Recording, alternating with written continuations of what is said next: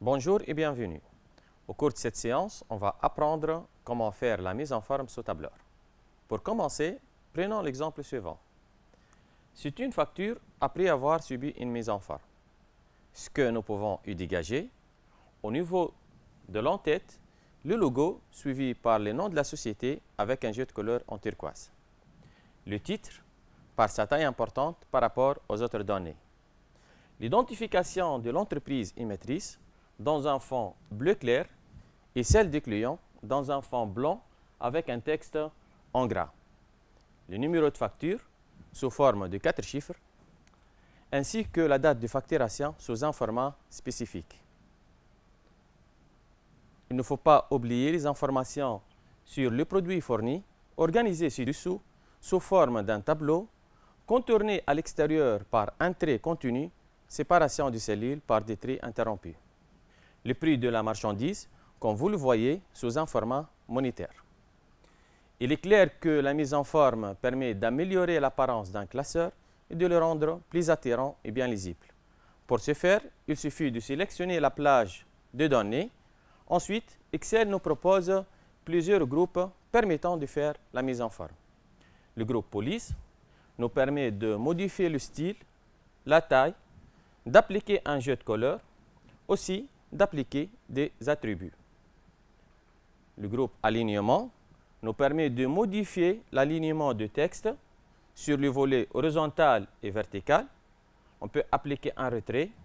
Aussi, on peut modifier l'orientation du texte et d'appliquer des contrôles sur le texte, tels que l'option renvoyer à la ligne automatiquement, ajuster et fusionner les cellules. Le groupe nombre nous permet de mettre les nombres sous un format spécifique. Excel nous propose aussi un groupe style qui nous permet d'appliquer un style prédéfini. Aussi, on peut personnaliser un style selon notre choix. Soyons plus pratiques et prenons l'exemple suivant. Pour obtenir la facture désirée, un ensemble de mise en forme sera appliqué. Pour cela, on a choisi donc, comme largeur de colonne A, 2. Donc, pour ce faire, il suffit de sélectionner la colonne A. Ensuite, dans le groupe Accueil, on va choisir Format, puis largeur de colonne. Une boîte de dialogue qui s'affiche.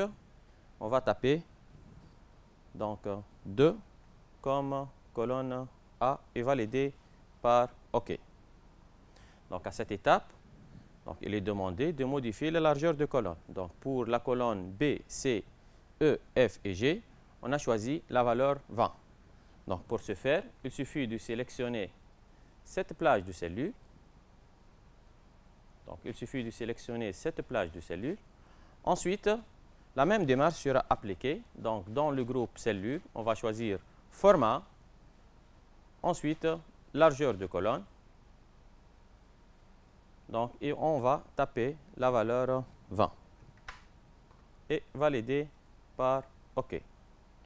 Pour la colonne D, on va choisir 10 comme largeur. Donc, la même étape. Donc, format, largeur de colonne et on va taper ici 10 et valider par OK.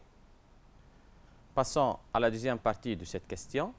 Donc, on va modifier les hauteurs des lignes. On va choisir 50 pour la première ligne. Donc, pour ce faire, il suffit de sélectionner la première ligne. La même démarche dans le groupe cellules, format.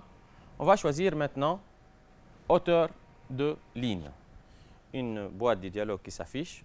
On va taper 50 et valider par OK. Passons maintenant à la deuxième partie. Donc, la plage de la ligne 2 à 17. On va choisir 30 comme hauteur. Donc, on va sélectionner la ligne 2 jusqu'à la ligne 17. Puis, on va suivre la même démarche. Donc, dans format, hauteur de ligne, on va choisir ici une hauteur d'égale à 30 et valider par OK. Donc, à la fin de ce passage, nous allons découvrir comment faire pour modifier les hauteurs de lignes et les largeurs de colonnes. On passe maintenant à l'étape suivante, dans laquelle on va découvrir comment fusionner une plage de cellules.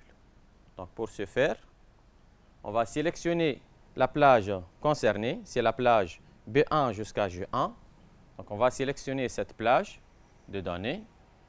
Ensuite, dans le groupe Accueil, on va choisir l'option Fusionner et centrer.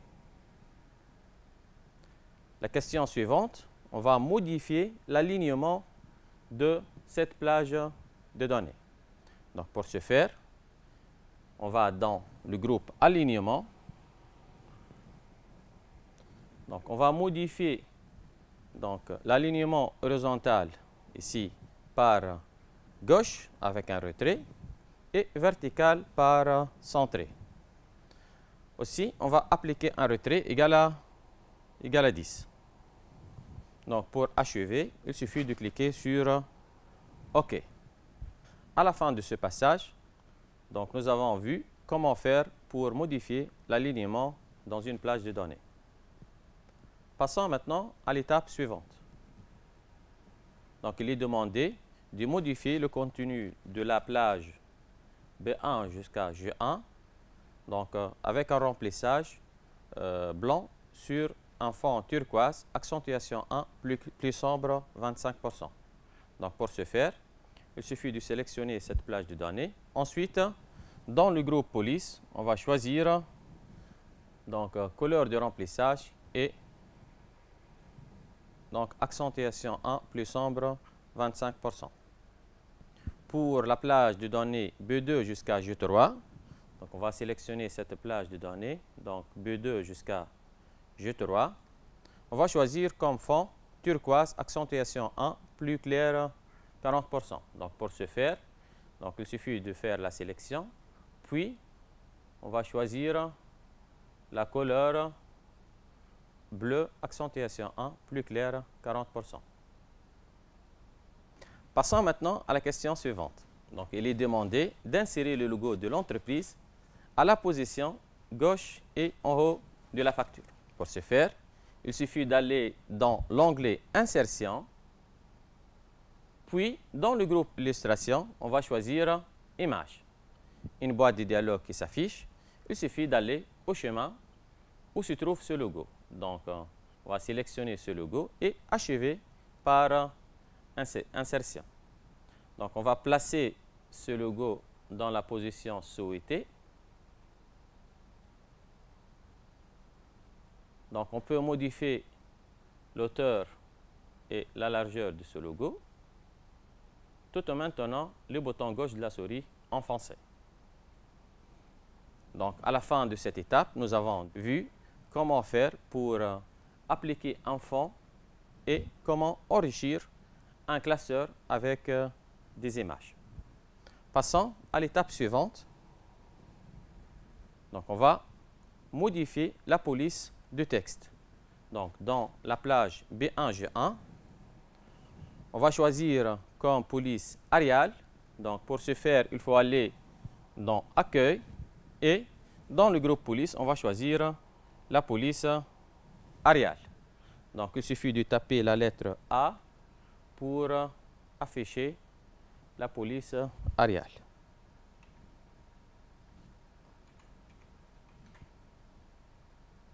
Voilà. Donc, la taille 26 et le style gras. Donc, la taille 26 et le style gras. Pour la deuxième question, on a choisi pour la plage B2 G3 la police Calibri Light avec une taille 11 et une couleur noire.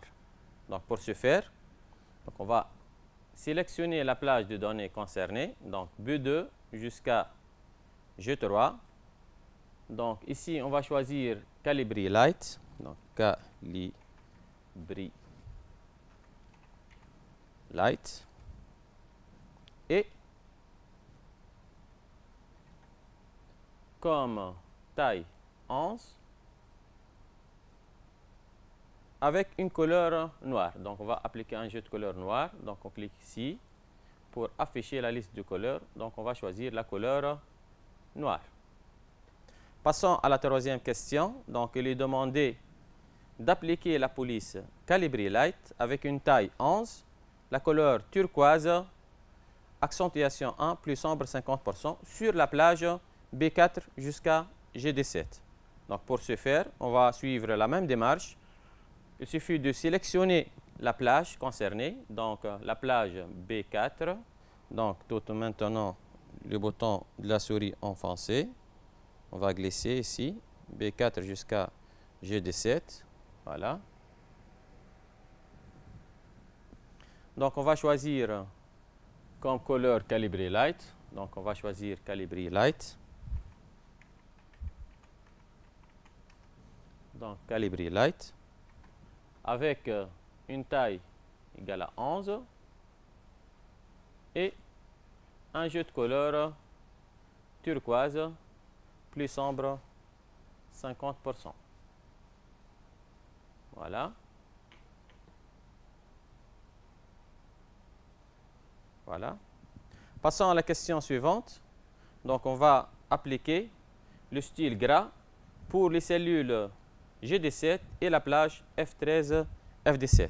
Donc, pour ce faire, on va sélectionner la plage de données concernées. Donc, F13 jusqu'à FD7.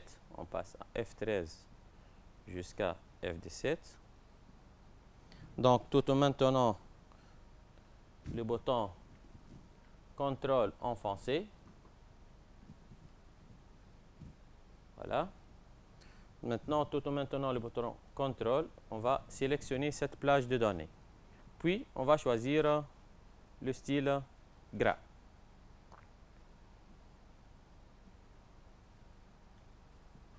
À la fin de ce passage, on a vu comment faire pour modifier le style d'un texte, la couleur et comment appliquer un style gras. Passons maintenant à l'étape suivante. Donc, il est demandé d'appliquer le style tableau clair 2 sur la plage B8 GD7. Donc, pour ce faire, on va sélectionner la plage de données concernée. Donc, la plage B8 jusqu'à GD7. Donc, tout en maintenant le bouton gauche de la souris enfoncé, on va faire la sélection. Puis, dans le groupe style, on va choisir l'outil mettre sous forme d'un tableau. Puis, on va choisir le style clair 2. On va appliquer maintenant des bordures. Donc, ligne continue sur les verticaux et ligne interrompue sur les horizontaux avec la couleur bleue. Donc, pour ce faire, dans le groupe police, on va choisir l'option bordure. Puis, on va modifier la couleur. Donc, couleur bleue, on va choisir la couleur bleue. Puis, on va choisir les lignes continues sur les lignes continues sur les verticaux, donc des lignes continues.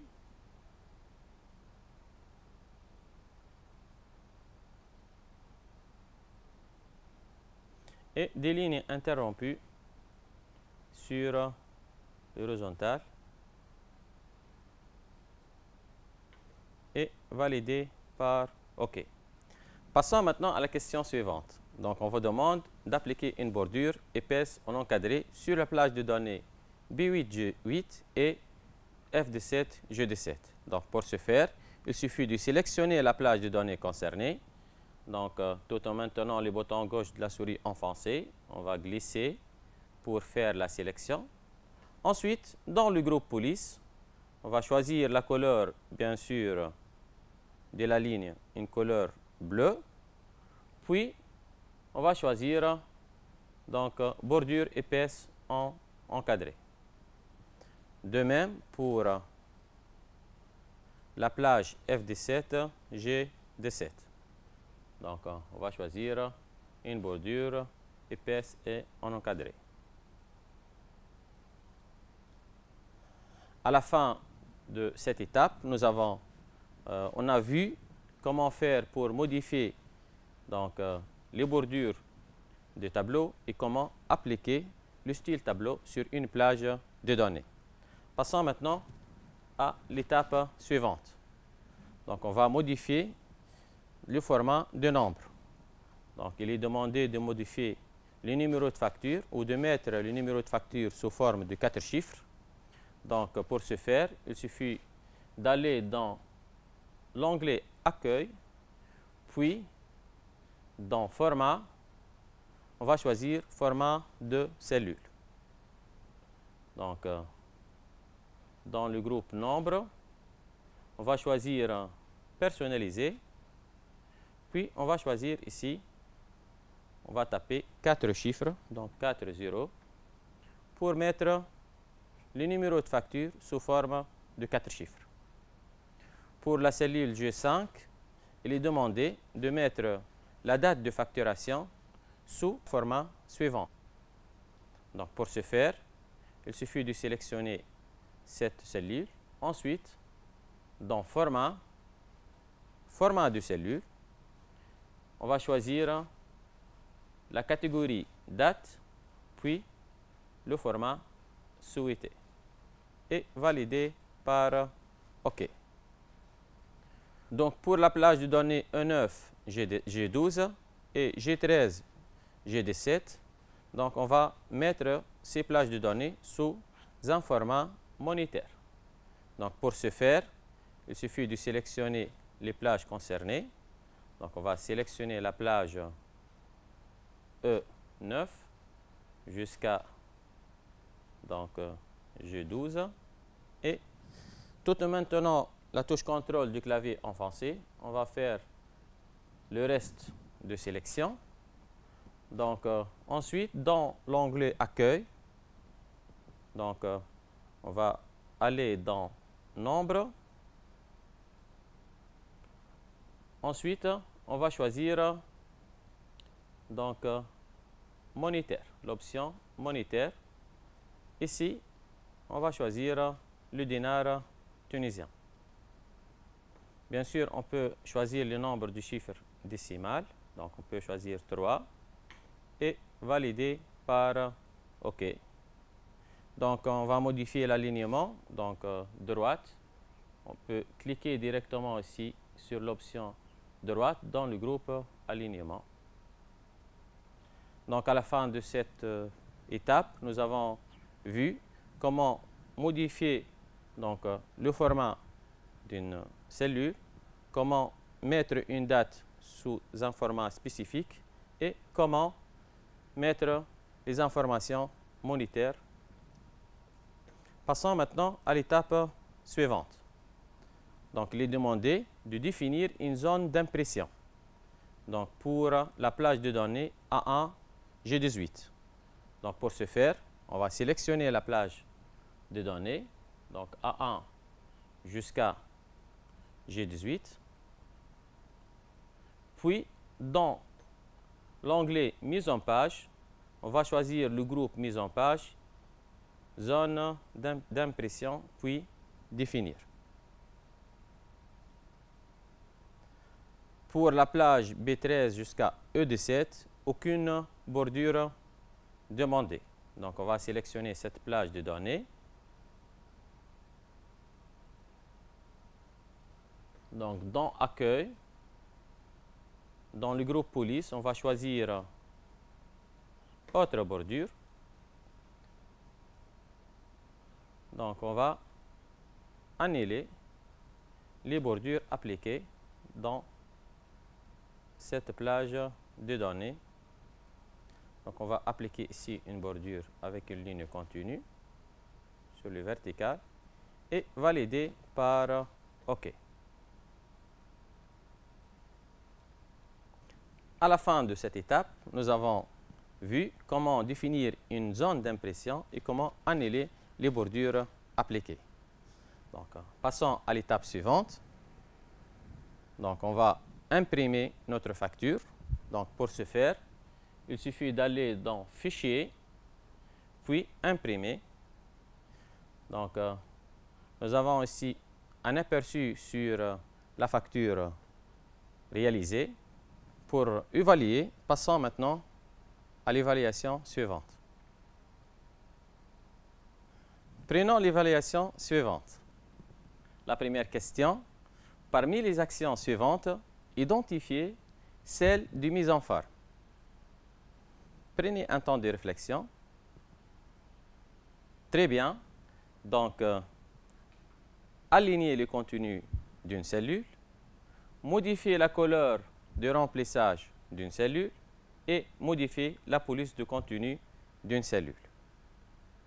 Passons maintenant à la question suivante. Donnez le rôle de chaque commande numérotée. Très bien. Donc, la première commande nous permet de modifier la police de texte. La deuxième commande nous permet d'appliquer un style sur le texte ou de mettre le style en gras. La troisième nous permet d'appliquer des bordures et la quatrième nous permet de faire une couleur de remplissage. Passons à l'exemple suivant. Allez, identifier les bonnes solutions, les bonnes réponses. Donc, la commande 1 nous permet d'appliquer un format de nombre. 2, c'est le séparateur du milieu.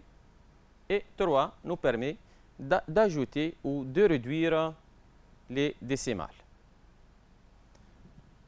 J'espère que cette présentation a été bénéfique pour vous. Merci pour votre attention.